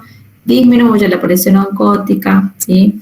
Lo que me lleva a la disminución del líquido intravascular y al aumento del líquido a nivel intersticial. Es decir, en el síndrome nefrótico no es que yo no tenga líquido, yo sí tengo líquidos, o sea, no tengo un paciente, ustedes lo van a ver, tal vez como un paciente, tiene algunas características clínicas como un paciente deshidratado, pero porque no tengo líquido en el intravascular, sino que lo tengo en el intersticial. Lo que yo tengo que hacer con este paciente no es darle más líquido, sino redistribuir ese líquido que ya lo tiene, ¿sí? Esta disminución del líquido a nivel intravascular lleva a una hipoperfusión renal, con lo cual activa el sistema renina, la hormona antidiurética por el sistema renina-angiotensina-aldosterona, ¿sí? Entonces, no hace pis, ¿sí? Es un paciente que no hace pis, es un paciente que está completo y absolutamente edematizado, ¿sí? Es un edema blando, ¿sí? Que va a aparecer principalmente a nivel de los párpados, de la cara, y la hiperlipidemia se da por esta porque en el hígado tenemos hipoalbuminemia, entonces el hígado asume como que tiene que empezar a crear albúmina, ¿sí? Entonces crea lípidos en realidad y disminuye el catabolismo lipídico. Por lo tanto, estas dos cuestiones nos llevan a tener una hiperlipidemia, una hipercolesterolemia, ¿sí? Ya lo dijimos a la fisiopatogenia, que está mejor en el dibujito para que se le acuerden más rápido. ¿Qué más? Ya dijimos. La hipoalbuminemia, ya dijimos, niveles de lípidos que se encuentran como estimulados por dos motivos: por la hipoalbuminemia, que estimula la síntesis de proteínas, y porque existe una disminución del catabolismo lipídico, porque dentro de esa proteinuria, ¿sí?, se va a ir la lipoproteína lipasa. Entonces eso produce la disminución del catabolismo de los lípidos, ¿sí? Clínicamente, si sabemos la etiopatogenia, si sabemos cómo se produce el síndrome nefrótico, es mucho más fácil encontrar la clínica, ¿sí? Entonces, tener un paciente, bueno, irritable, tal vez tenga vómitos, tal vez tenga diarrea, pero sí lo que voy a tener seguramente es un edema, ¿sí? Seguramente voy a tener edema y seguramente voy a tener oliguria, ¿sí? Porque ya dijimos que se estimula, que se activa el sistema renina-angiotensina-aldosterona y con la hormona antidiurética, con lo cual probablemente tenga un paciente, no sé si voy a tener astenia, anorexia, irritabilidad, probablemente tenga ese paciente a medida que va avanzando el cuadro, probablemente tenga todo esto, pero seguramente va a tener edemas y seguramente va a tener oliguria, ¿ok? Y hipotensión tal vez, si le tomo la presión, va a estar hipotenso por la disminución del líquido intravascular. ¿Estamos? Entonces, así más o menos es el edema palpebral, bilateral, estamos, a veces de los miembros, ¿sí?, que deja fobia, que es duro como el del hipotiroidismo, estamos. Bueno, todas estas manifestaciones clínicas. Exámenes complementarios, ¿qué es lo que voy a solicitar para estar seguro o segura de que estoy ante un síndrome nefrótico? Ya lo saben, si sabemos la fisiopatogenia, lo mismo. Lo mismo ya voy a saber qué voy a solicitar. Primero la orina, ¿sí? Una orina completa, tal vez al principio, como para tener alguna idea, y después sí tengo que solicitar una orina de 24 horas para calcular las proteínas, ¿sí? Y de ahí voy a solicitar, de acuerdo a lo que necesite y haga falta, un hemograma, porque realmente están anémicos, una función renal, por supuesto, un ionograma, estamos un colesterol, si dijimos que tiene hipercolesterolemia o hipertrigliceridemia también, triglicéridos también voy a solicitar, una radiografía de tórax para sacar el índice cardiotorácico si tengo un paciente que está muy edematizado, ¿sí? Eritro también se solicita, ecografía renal, biopsia renal en el caso de que lo necesite, bueno, y ahí voy a ir solicitando todos los laboratorios de acuerdo a lo que voy a necesitar, pero básicamente voy a necesitar una orina de 24 horas, un hemograma, una función renal, un ionograma, un colesterol, ¿sí? Eso es como básico, y de ahí lo otro lo voy a ir sumando de acuerdo al cuadro que me presenta el paciente. Tratamiento. Esto también se lo tienen que saber porque es pregunta de examen. Voy a utilizar la prednisona a 2 miligramos kilo día por 4 a 6 semanas y luego disminuye la dosis a 1,5 miligramos kilo días en días alternos por la misma cantidad de días, ¿sí? Por 4 a 6 semanas. ¿Estamos? Esto es pregunta de examen, el tratamiento del síndrome nefrótico. Así que esto lo tienen que saber, ¿sí?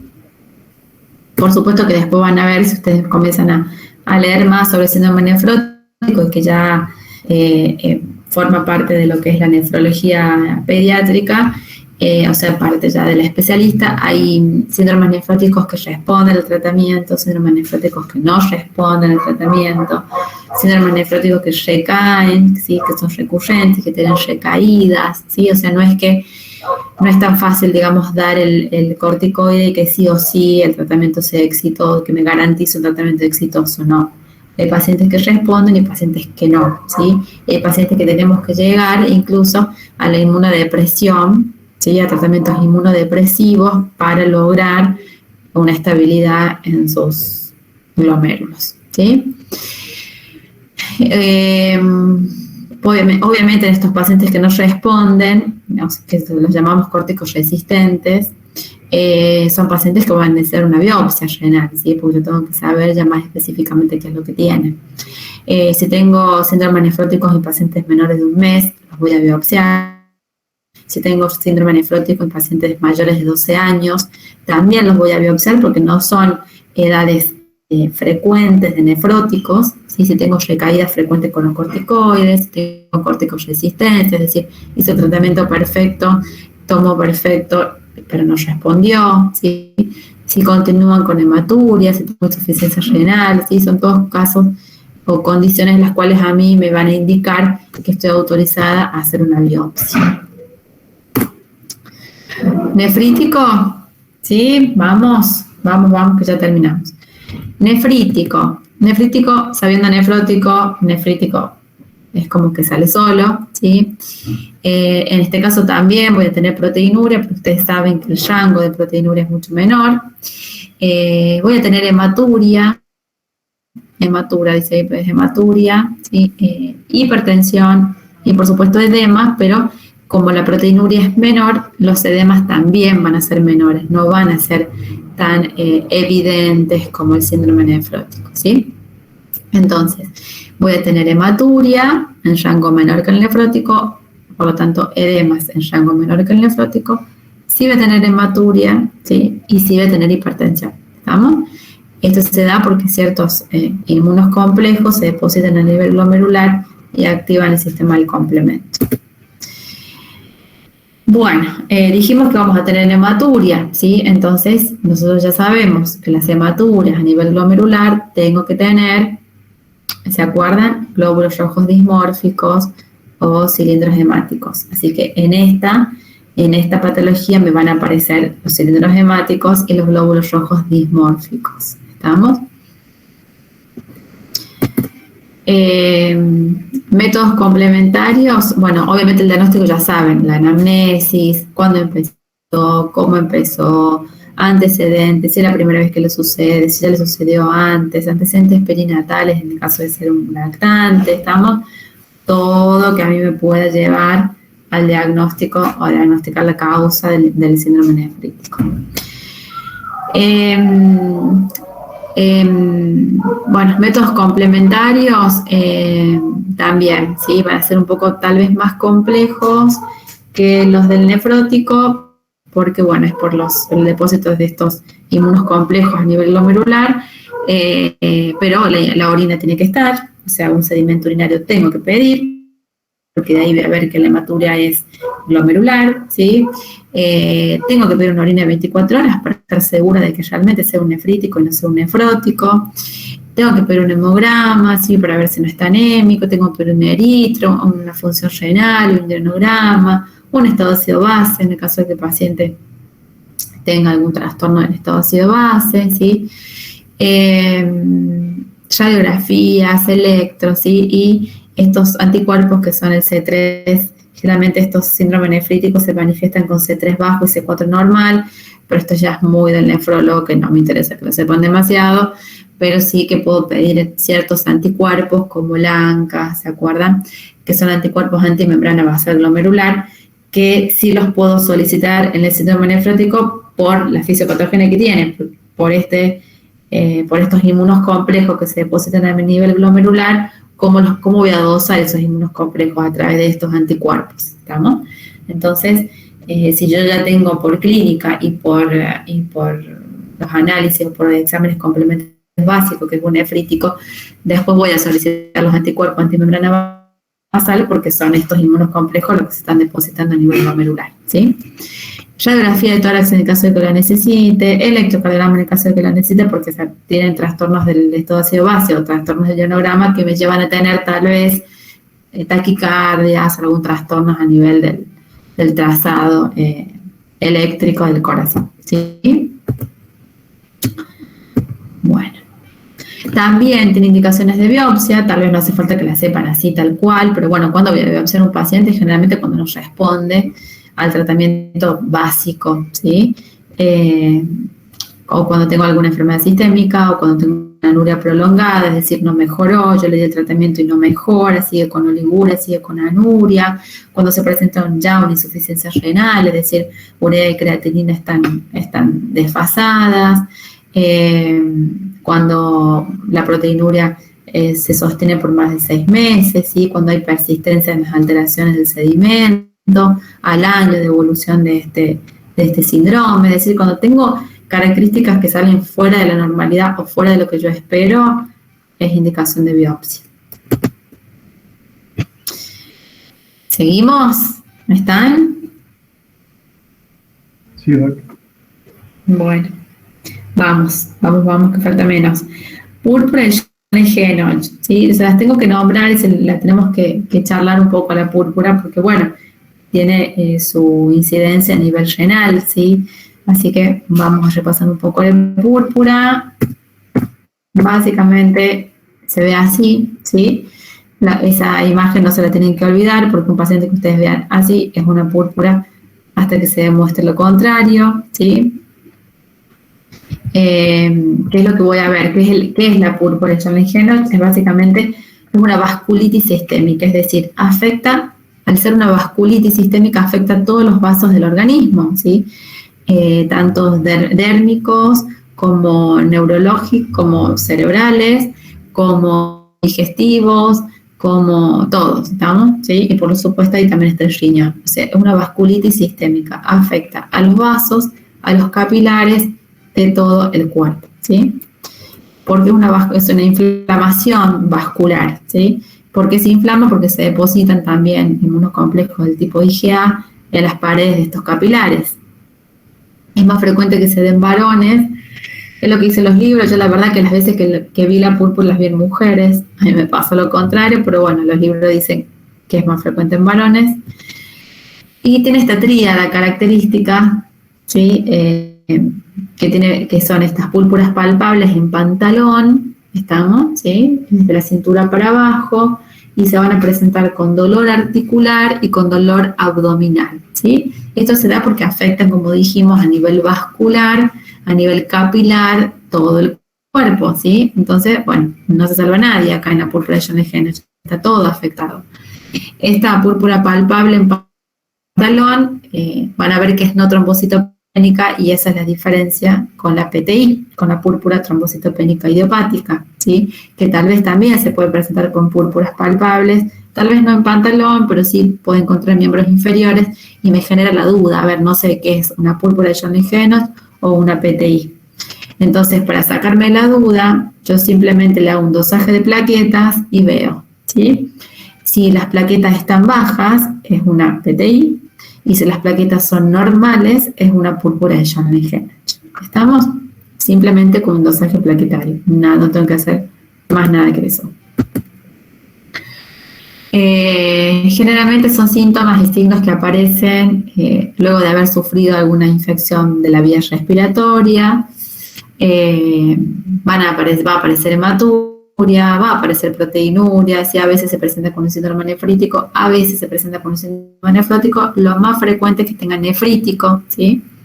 El pronóstico generalmente es favorable, pero va a depender de acuerdo a la afección renal que tenga, ¿sí? La afección renal la que va a determinar si va a tener una buena evolución o una mala evolución.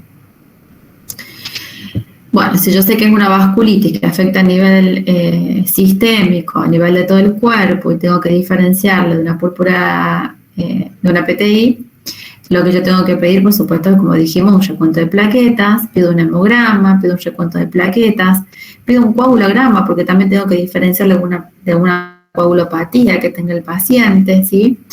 Y con eso ya voy a tener un diagnóstico de púrpura de Genoch. Y a partir de ahí tengo que ver cuánta afectación renal tiene y si es que la tiene. Entonces voy a pedir una orina, voy a pedir una urea, una creatinina, puedo pedir una orina 24 horas para ver si se acompaña con un nefrótico o con un nefrítico, ¿sí?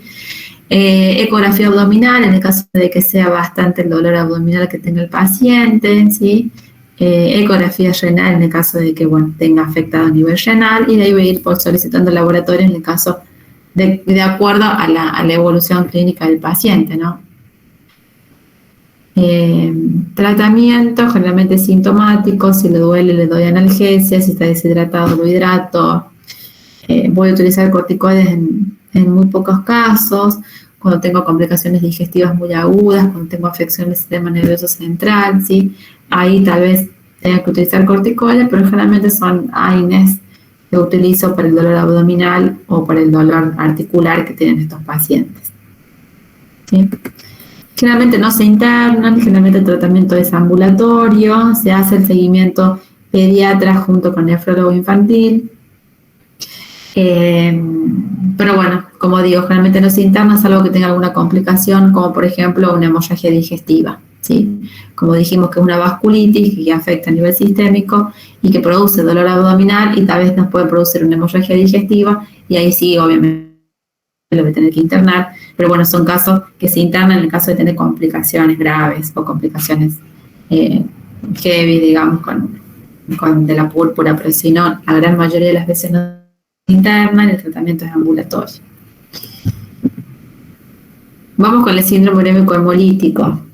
El síndrome urémico hemolítico también es otra patología que, como ustedes saben, va a afectar a nivel renal, va a afectar a nivel glomerular y por lo tanto le tenemos que nombrar. Bueno, a ver, el síndrome urémico hemolítico, ustedes ya lo conocen, que se da a través de una bacteria, ¿sí? Se ha visto que hay síndrome urémico hemolíticos con diarrea y síndromes urémicos hemolíticos sin diarrea, o sea, son los sin diarrea, son los considerados atípicos, ¿sí? Pero también existen. Obviamente es más difícil el diagnóstico y tal vez llegamos a un diagnóstico un poco más tardío, porque generalmente lo que tenemos que tener como primera instancia para sospechar este síndrome urémico hemolítico es que tenga diarrea. Pero bueno, como les digo, hay un mínimo porcentaje de casos que se presenta sin diarrea.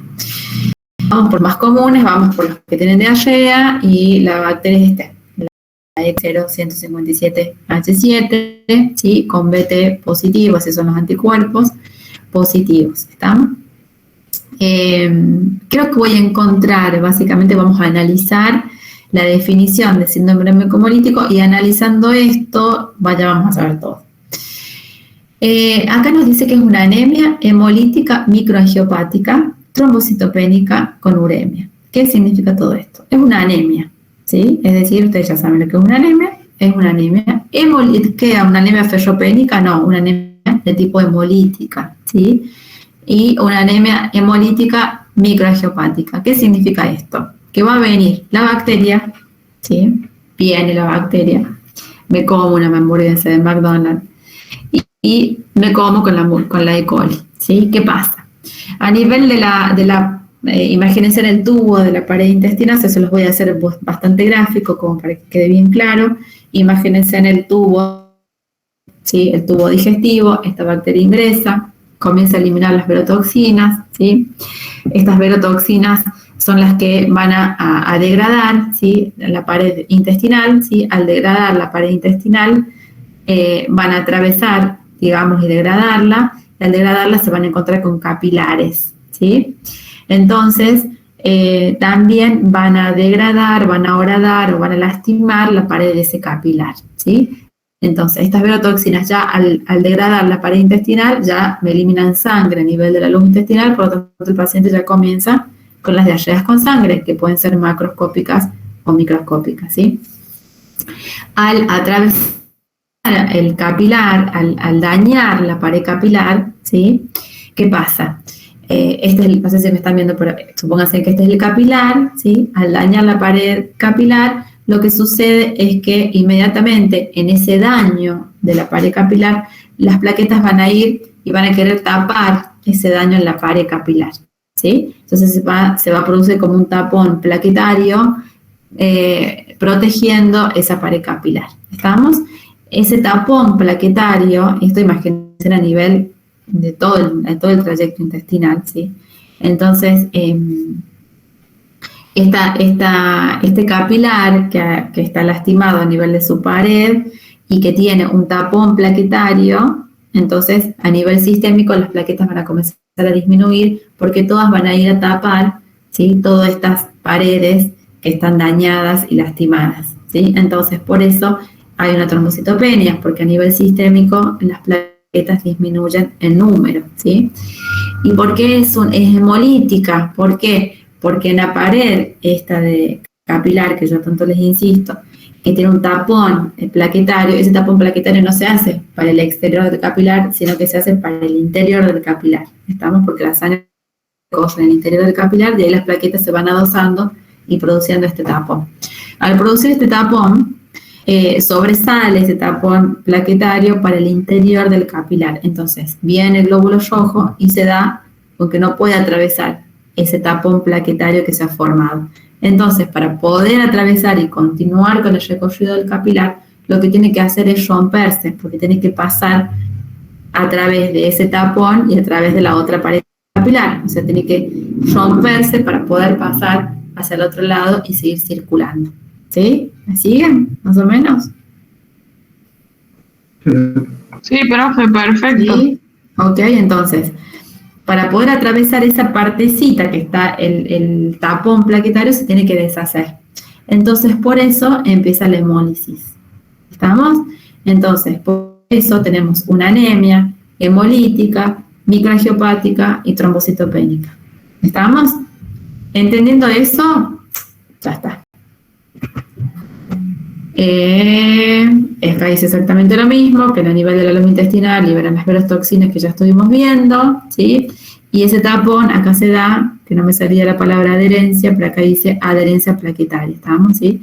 Se va a formar este tapón plaquetario por adherencia plaquetaria y me va a disminuir la luz del capilar, por lo cual el glóbulo rojo cuando tenga que pasar, sí o sí se va a tener que romper porque si no, no va a poder pasar para el otro lado, ¿sí? Bueno, son pacientes que generalmente son menores de 4 años, que han comido algo que esté contaminado con esta E. coli y con esta verotoxina. Generalmente, como les digo, la gran mayoría de los casos comienza con diarrea de tipo sanguinolenta, porque acuérdense que va horadando en la pared intestinal. Y por supuesto tienen palidez, porque dijimos que tiene una anemia hemolítica, o sea, un paciente va a estar pálido por esa anemia, irritabilidad, debilidad, aletargamiento, porque se le suma la gastroenteritis, ¿sí? A pesar, tiene encima que tiene una gastroenteritis, está anémico, ¿sí? Oliguria, ¿estamos? Y bueno, puede haber además edemas, petequias, pero eso se ven muy raramente. Pero lo más común que van a ver es un paciente que viene con diarrea con sangre y está pálido, es un fantasma, ¿sí? Esa palidez no se la van a olvidar más porque es un fantasma, muy pálido, y obviamente débil, aletargado, y la característica de la oliguria. ¿Qué es lo que voy a solicitar?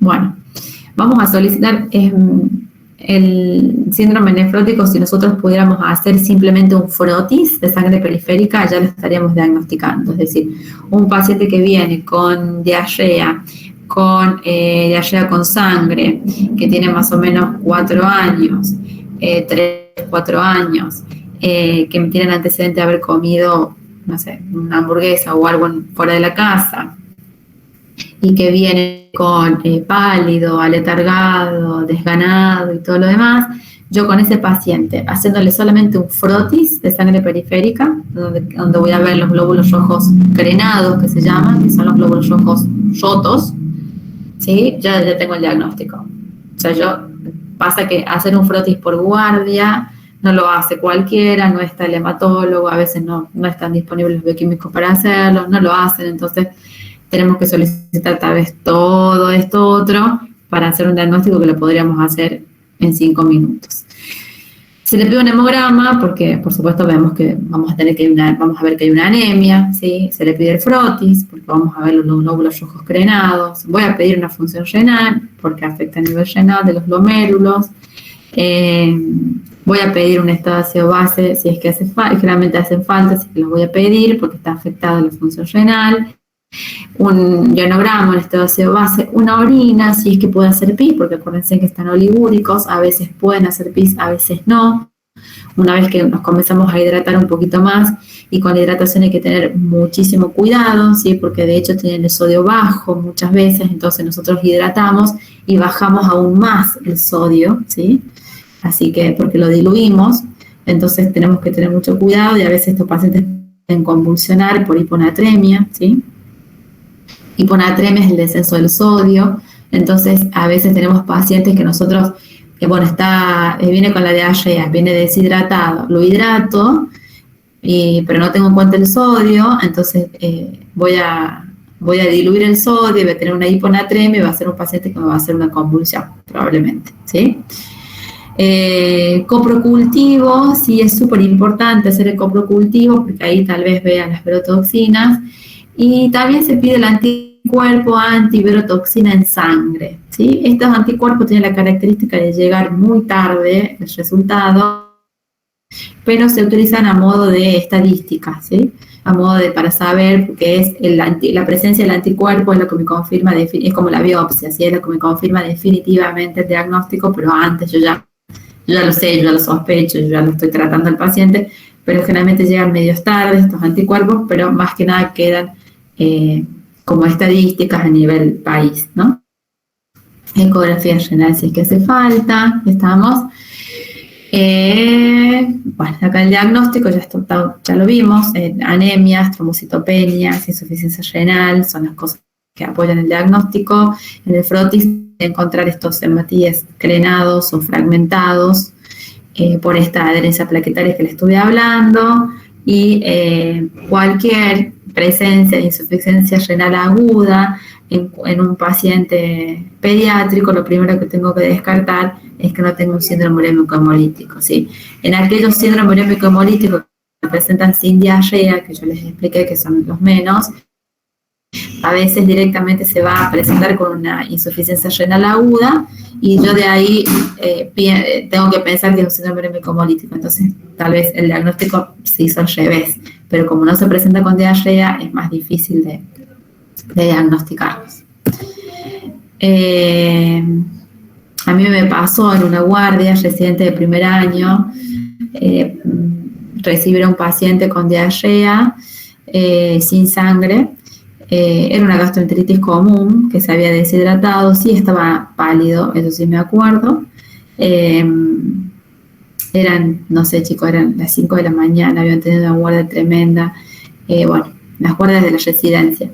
Yo hice mi residencia en Buenos Aires, así que veíamos pacientes al por mayor y me acuerdo que llegué a este paciente como a esa hora, no llegó tan tarde, como no sé, a las 3 de la mañana y era supuestamente una gastroenteritis común porque no había hecho sangre. Entonces lo interna por deshidratación, sí estaba un poco pálido, eso me acuerdo que nos llamó la atención con la compañera mía, otro residente. Estaba medio pálido, pero bueno, dijimos de hacer por la gastroenteritis, qué sé yo, y lo empezamos a hidratar a lo chancho, así, al manchancho, como decimos acá en La Rioja. Lo hidratamos, porque bueno, estaba deshidratado. Viene la enfermera y me llama, no me acuerdo, ya perdí el registro de la hora, pero haber sido como a las 3, 4 de la mañana, me llama que estaba convulsionando, y justo había tenido fiebre. Entonces dijimos, bueno, una convulsión febril. Pasa la convulsión febril, oxígeno, el lorazepam, nomás la primera dosis del lora, cede la convulsión, listo, pasa. Bueno, dice la mamá, es la primera vez que le pasa. Bueno, sí, no importa, antecedentes de convulsiones familiares. No, la verdad que no, que yo sepa, dice la mamá. Bueno, nada, es una convulsión febril para nosotros. A la hora me vuelve a llamar la enfermera y me dice, está convulsionando de nuevo. Ok, vamos a verlo, no era febril y estaba convulsionando. En el medio de la convulsión le solicitamos unos laboratorios, nunca dejó de convulsionar, tuvimos que llamar a la terapia para que se lo lleve, porque claro, nosotros al pensar que era una gastroenteritis sola, lo comenzamos a hidratar, pero nunca tuvimos en cuenta el sodio. Este paciente convulsionó por una hiponatremia, no tenía nada de sodio, estaba todo diluido. Terminó la terapia, por suerte la historia termina bien, un paciente que se super recuperó, no tuvo ninguna secuela, se recuperó de su síndrome urémico hemolítico porque finalmente le hicieron el diagnóstico de síndrome urémico hemolítico porque les dosaron las verotoxinas, le hicieron el frotis, por la evolución que había tenido. le diagnostican síndrome hemolítico y empiezan con la diálisis peritoneal, porque ese es el tratamiento cuando ya entra en insuficiencia renal. Y bueno, después de la terapia tenía que pasar a la sala común y pidió pasar a la sala donde estábamos nosotras, porque bueno, la madre se encariñó con nosotras, no sé, pero ella vio que nosotros no tuvimos la culpa, o sea, no fue a propósito. Así que bueno, por eso tengan en cuenta el sodio a la hora de hidratar, porque puede ser un síndrome hemolítico y no una simple gastroenteritis aguda. Sigamos.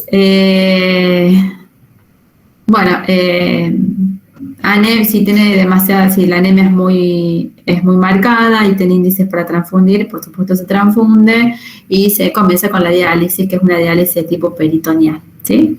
La Argentina tiene las cifras más altas de insuficiencia renal por síndrome hemolítico, a pesar de que se hacen campañas. La verdad que ya hace bastante que no veo campañas en contra del síndrome hemolítico, porque son campañas que se van a chocar contra esta empresa multinacional con las hamburguesas. Entonces, bueno, hay un choque de intereses, tanto políticos como económicos, que yo calculo que por eso hace mucho que no vemos ninguna propaganda o ninguna campaña de prevención, ¿sí? Se hicieron en algún momento, pero bueno, ahora ya no la tenemos, ¿sí? Ustedes saben que para prevenirla es higiene, lavado de manos, las cocciones de las carnes, el tema de la carne picada, la carne molida en los niños, y que no consuman, ¿sí? Se ha visto también relacionado con los jugos de manzana.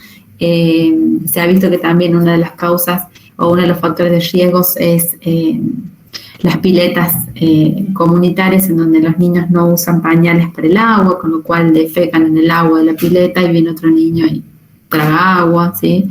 Entonces, bueno, se ha visto que se puede contagiar de varias maneras, así que bueno, lo más importante de todo esto y que les tiene que quedar en claro es la prevención. Y vamos por último, que creo que es el último tema, que es el daño renal agudo, ¿sí? O sea, empezamos desde la infección urinaria, de lo más leve, y fuimos atravesando por el reflujo vesicoureteral, por los síndromes nefróticos, nefríticos, púrpuras, síndrome sucre, decimos nosotros que es el síndrome hemolítico, y finalmente llegamos a lo más grave, que es el daño renal agudo, que es lo que no queremos llegar nunca, ¿no?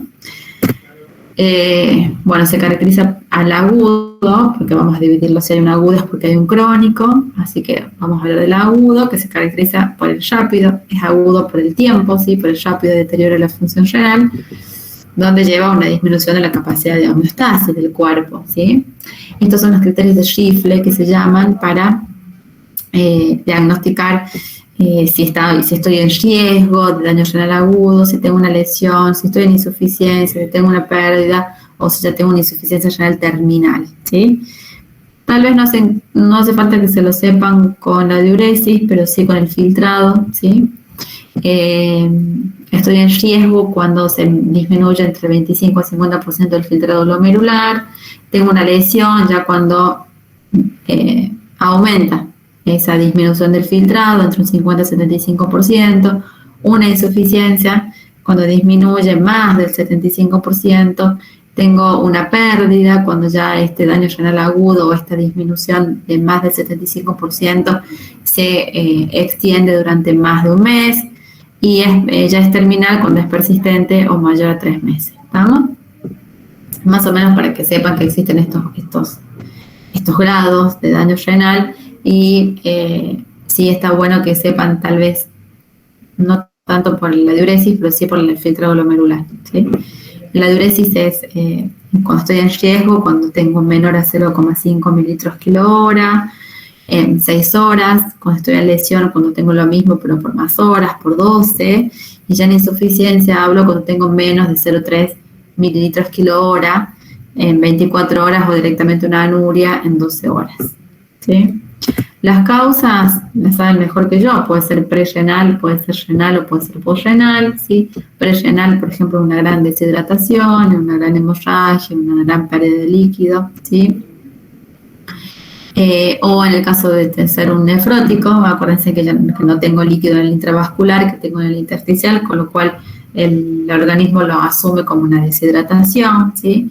O puede ser renal, directamente daños renales, ya que estuvimos viendo infecciones urinarias, o tengo un reflujo vésico-ureteral que me ha llevado a tener cicatrices renales y que me ha llevado a tener una insuficiencia renal, o posrenal, ¿sí? En el caso de que tenga alguna alteración a nivel vesical, a nivel ureteral, ¿no?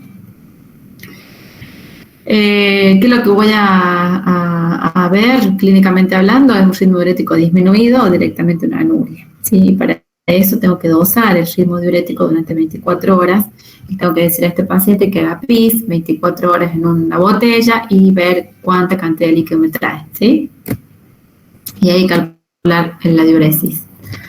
Bueno, acá está, hablo un poco del prerenal, que los voy a encontrar en grado de deshidratación o mala perfusión periférica, ¿sí? Ya lo estuvimos viendo. El riñón intrínsecamente es normal, o sea, el tejido renal es normal en estos casos, entonces yo al volver la perfusión debería volver la función renal sin ningún problema. Dice, las manifestaciones del daño renal agudo posrenal son variables, se producen por obstrucción al flujo urinario, si tengo un riñón único, por obstrucción ureteral, bilateral o unilateral, o daños a nivel vesical, ¿sí? Por supuesto, como todo diagnóstico, empieza por la anamnesis, el examen físico y el último los métodos complementarios. Anamnesis ya saben desde cuándo, cómo, a qué hora y todo. Si se presentó con algún otro síntoma, cómo empezó, si alguna vez ya le pasó, ¿sí? Si tuvo púrpuras de Janegeno, si tuvo, bueno. El examen físico, voy a ver todo, si está hidratado, si está deshidratado, si está sobrehidratado, si está pálido, tal vez piensen en un síndrome hemocromolítico, si tiene cefalea, si tiene vómito, si tiene alteraciones del sensorio. Voy a hacer todo un examen físico completo ahí y de acuerdo a eso, por supuesto, van a hacer los exámenes complementarios. De acuerdo a lo que yo vea en el examen físico, va a ser lo que yo voy a solicitar. Urea, hemograma, ionograma, estado ácido-base, ¿sí? Y todo paciente con daño renal agudo, por supuesto, debe ser internado. Otros pacientes que se internan, obviamente con alteraciones del medio interno, con una anemia moderada grave, ¿sí? Son todos criterios de internación de este tipo de pacientes. ¿A quiénes voy a dializar? ¿Sí? Con aquellos pacientes que tienen oliguria o anuria o sobrecarga de volumen, están muy edematizados, lisis tumoral, ingestión tóxicos, acidosis metabólica que no pueda ser resuelta, ¿sí? Pronóstico, por supuesto, que va a depender de lo que ha causado este daño renal, ¿sí? Va a depender de la etiología, generalmente tienen una buena evolución, sí, solamente el 10% de los pacientes queda con algún daño renal, quedan con una microalbuminuria, quedan con una hipertensión arterial o quedan a veces con hematuria, ¿sí? Pero el 10% es muy poco el porcentaje, la gran mayoría resuelve, por supuesto dependiendo de la causa, ¿no? Resuelve el cuadro. Y la crónica, la llamamos crónica por el tiempo, ¿sí? Cuando tiene más de 3 meses de duración, estábamos ya en alteraciones más graves, más estructurales a nivel renal, y ya acá hablamos de que ya si el riñón está dañado, no hablamos de una prerrenal y de una postrenal, la causa, ¿sí? En el agudo sí, la causa puede ser prerrenal, puede ser renal o puede ser postrenal. En el crónico ya la causa es renal, ¿sí? Ya el riñón está dañado. Y obviamente depende del tiempo, si hablamos de crónico es porque es el tiempo, y el tiempo más o menos cuando llevamos ya más de 3 meses de duración, en donde hay alteraciones estructurales y funcionales a nivel renal, ¿sí? Entonces, por lo tanto, hablamos ya de una pérdida irreversible de la función renal, que me lleva, por supuesto, a la diálisis en los pacientes, ¿sí? Bueno, algunas de las causas son malformaciones congénitas, uropatías obstructivas, nefropatías por reflujo, ¿sí? Actualmente gracias a los controles ecográficos prenatales, la mayoría de los niños son diagnosticados desde recién nacidos, dice ahí, pero pues, a nivel fetal son diagnosticados, o sea, prenatalmente ya son diagnosticados gracias a las ecografías que se hacen, a los embarazos controlados, si estamos hablando de un embarazo controlado, por supuesto. Y después las enfermedades glomerulares es otra de las causas más frecuentes, pero en los niños mayores.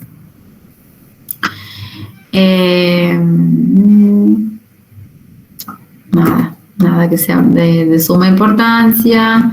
Bueno, clínicamente voy a ver tengo que ver el resultado de la combinación entre el balance de los fluidos, los electrolitos, se acumulan tóxicos, si tengo acidosis, si tengo acidosis metabólica, si tengo alcalosis metabólica, ¿sí? Y de ahí voy a ir viendo, de acuerdo a eso va a ser el tratamiento, ¿sí? Acuérdense que si tengo alterado el riñón, si el riñón no me funciona, voy a tener una alteración en cuanto al metabolismo de la vitamina D y de ciertas hormonas, ¿no?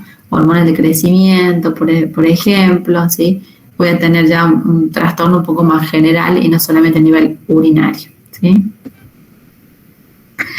Y este cuadrito es como para que se termine de torturar, es a que llamo oliguria, que llamo anuria, que llamo poliguria, de acuerdo a la diuresis, ¿no? Oliguria, si tengo a 0,5 a 1 mililitro kilo hora, anuria menos de 0,5 y poliguria mayor a 3, ¿sí?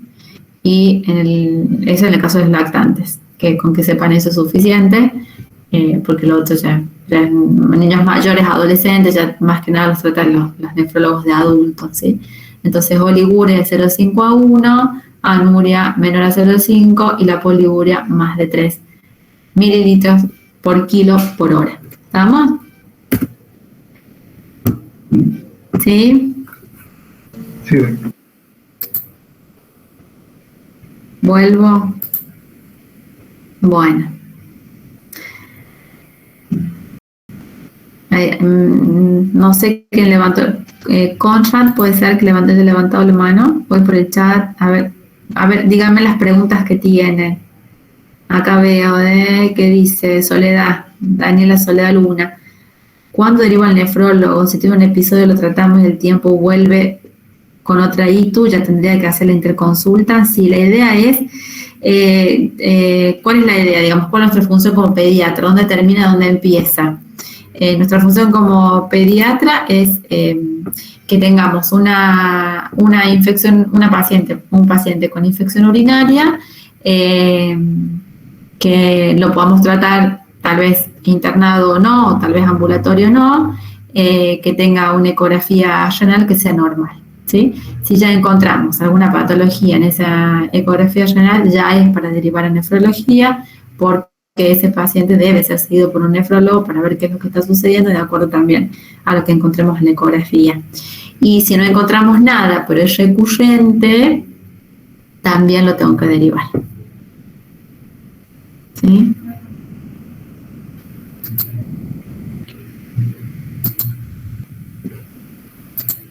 No sé si quieren hacer otra consulta.